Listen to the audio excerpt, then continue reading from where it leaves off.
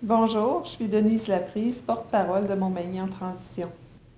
Je suis Anne-Marie Berthiaume, membre de Montmagny en transition. Montmagny en transition a commencé l'an dernier, c'est-à-dire que moi j'ai écrit un article dans le journal Loi pour questionner la nouvelle à l'effet que le gaz naturel allait s'implanter à Montmagny, peut-être. Donc, à ce moment-là, j'ai questionné pourquoi qu'on n'avait pas eu d'informations, on n'avait pas eu d'assemblée publique là-dessus. Et j'ai fait la démarche de demander une assemblée publique à la MRC de Montmagny et notre demande a été refusée. Donc, suite à ça, il y a des citoyens qui se sont joints à moi pour en organiser une. Le gaz naturel, ce n'est pas vraiment une énergie de transition. Dans le contexte des changements climatiques, il faut vraiment réduire l'utilisation des énergies fossiles. On le voit partout sur la planète, là. Il y a beaucoup de pays, il y a beaucoup d'organisations qui se mobilisent là, pour entreprendre des actions concrètes pour réduire nos GES, les gaz à effet de serre.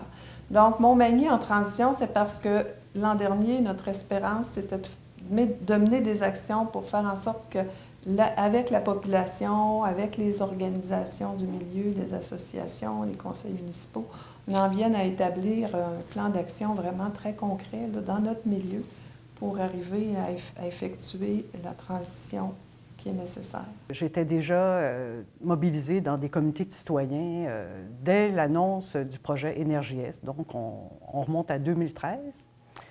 Et finalement, ce qui est arrivé, c'est qu'une fois qu'on a appris, des années plus tard, que le projet a été abandonné par TransCanada, c'est que tous les comités citoyens ont voulu changer de mission, finalement.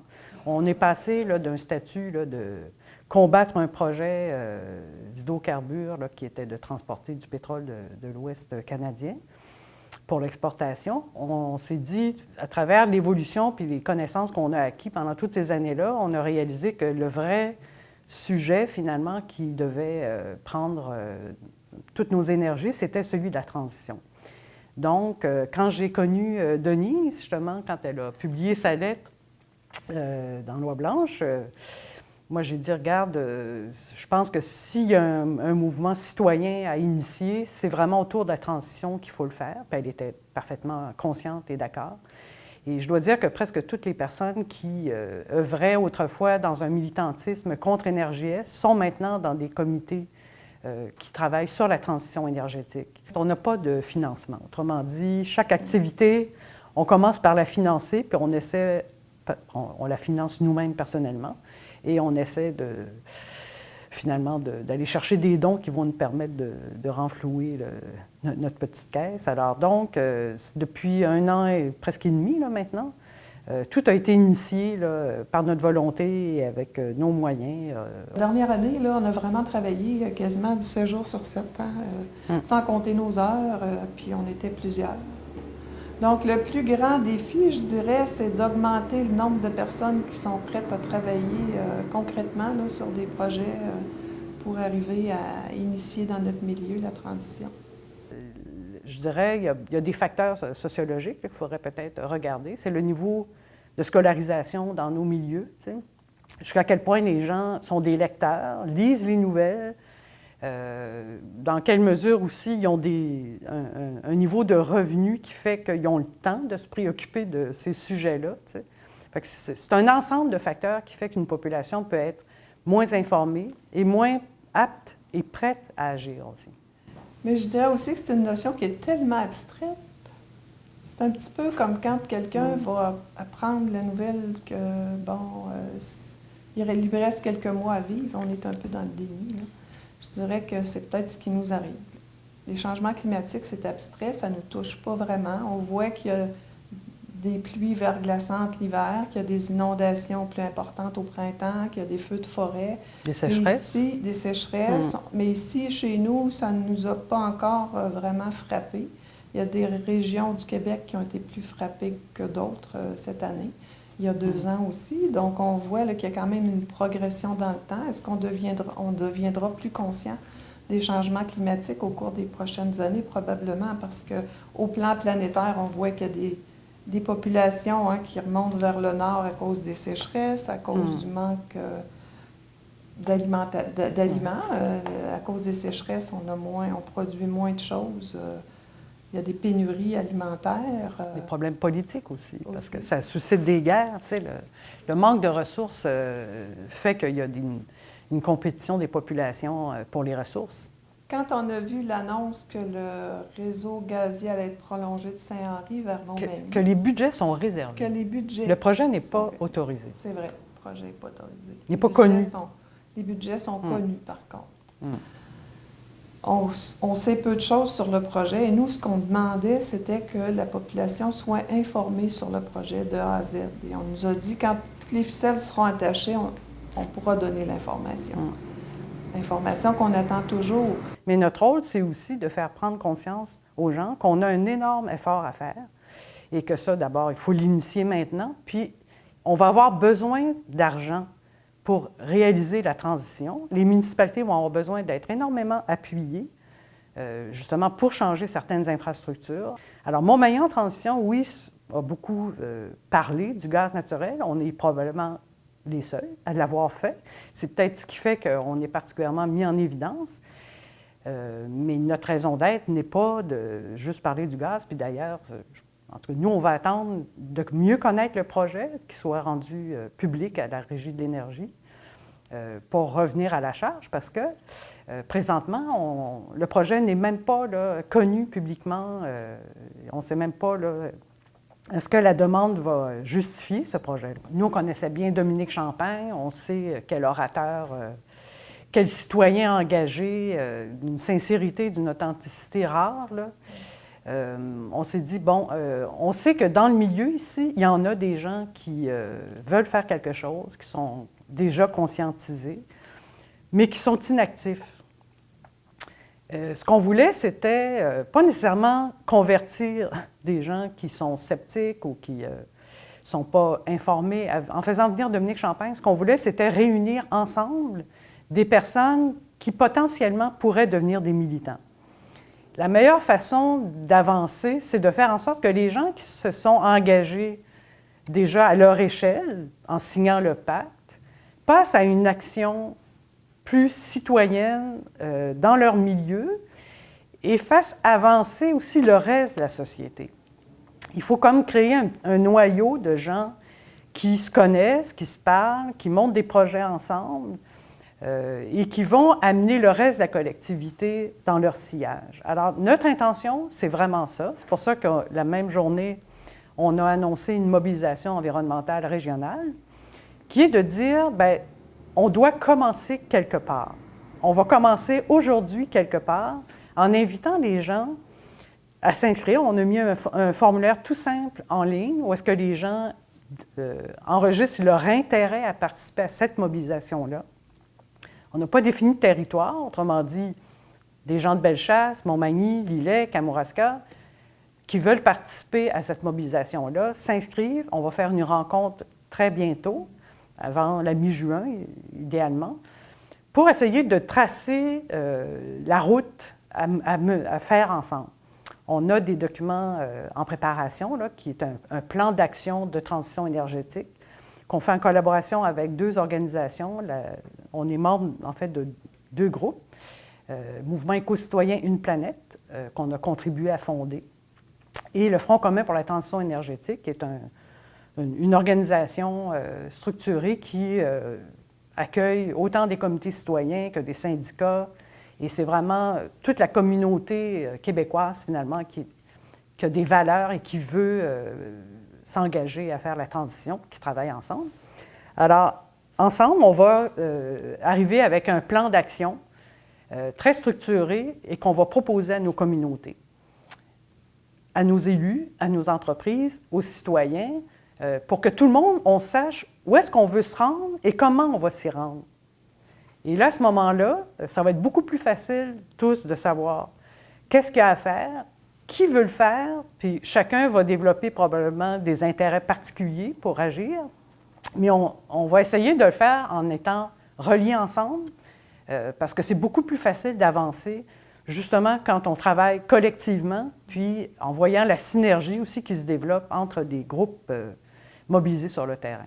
Si on regarde juste les gens qui ont laissé leurs coordonnées le soir même du pacte, on a à peu près 80 signatures. Donc ça, c'est des gens qu'on va pouvoir rejoindre dès la semaine prochaine. Comme tel, les signatures au niveau du formulaire, il y en a très peu. Et là, ce qu'on veut finalement, c'est leur passer le message. Pas parce que vous avez laissé votre nom le soir de la conférence qu'automatiquement vous êtes inscrit à la mobilisation. C'est deux démarches différentes. Alors ça, on va le clarifier. Mais je dirais que déjà d'avoir finalement une liste de diffusion de ces personnes-là va nous permettre de rejoindre. Puis on veut aussi cibler peut-être des organisations, des entreprises, des municipalités qui ont un intérêt pour les inviter à participer à cette mobilisation-là. Alors, il faut qu'on essaie d'élargir le cercle, il ne faut pas qu'on reste entre initiés, mais on va aller chercher là, le plus large possible pour représenter l'ensemble de la société civile, autant des décideurs que des gens qui travaillent sur le terrain, qui sont déjà actifs, et de faire en sorte qu'on puisse avancer tout le monde ensemble et qu'on voit ce qui se fait. Alors que présentement, il se fait des choses, mais on ne le voit pas. Et probablement, c'est l'évolution, justement, d'abord des consciences, mais aussi l'avancement en âge de la population, le fait que nos décideurs vont être bientôt des jeunes, OK, puis on le souhaite, qui va faire qu'à un moment donné, il va y avoir un changement beaucoup plus rapide. Alors, moi, je dirais que s'il y a un espoir, c'est beaucoup dans ce transfert de pouvoir qui va se faire. Et moi, je pense que ça va se vivre dans toutes les régions. Ça va se vivre au niveau de nos gouvernements, ça va se vivre au niveau mondial. Tu sais. Dans certains pays, il y a beaucoup plus de jeunes que de personnes âgées. Nous, c'est l'inverse. Tu sais. C'est peut-être pour ça que c'est plus difficile pour nous de changer, puis aussi de sacrifier un mode de vie qui a été drôlement facile. Tu sais. Les pays riches, là, c'est nous qui avons profité justement la croissance économique. Mais c'est au détriment des populations qui, elles, vont souffrir davantage du réchauffement planétaire. Les populations qui ne se sont pas enrichies, c'est elles qui vont en souffrir le plus. Nous, on s'est énormément enrichis, on est moins affectés, et c'est nous qui résistons au changement. Alors, on a une responsabilité, puis je pense que ça, il faut vraiment le souligner à grands traits. Il faut réfléchir maintenant aux conséquences de notre mode de vie. Il faut vraiment se poser une question à chaque fois qu'on achète quelque chose. Est-ce qu'on en a besoin?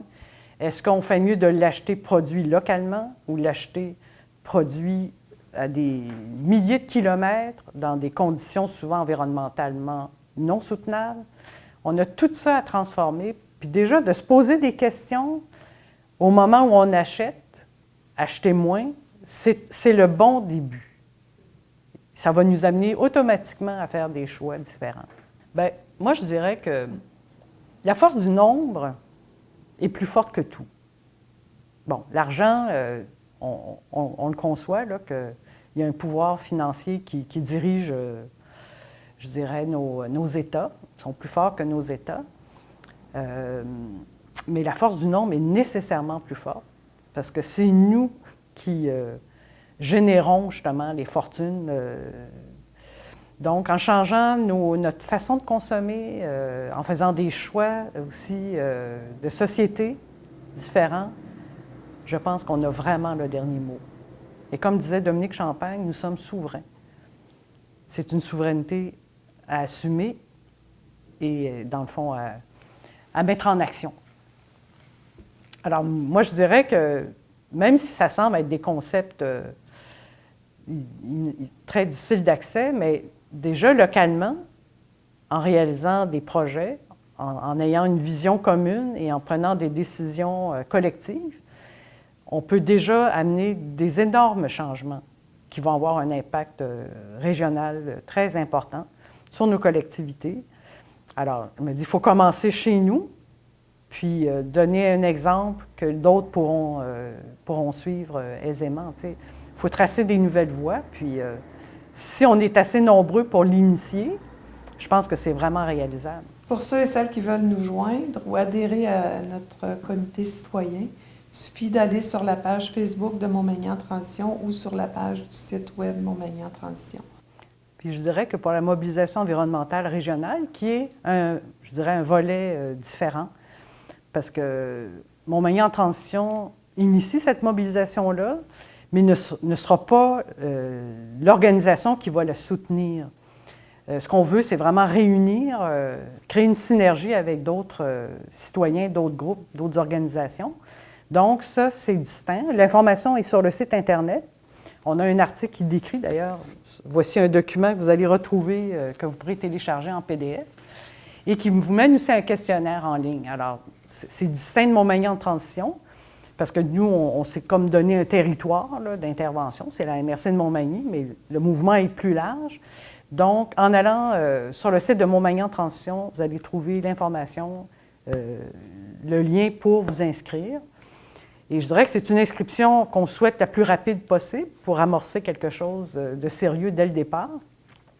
Mais c'est aussi un mouvement qui va être en constante évolution, donc ça sera toujours le temps de se joindre à cette mobilisation-là.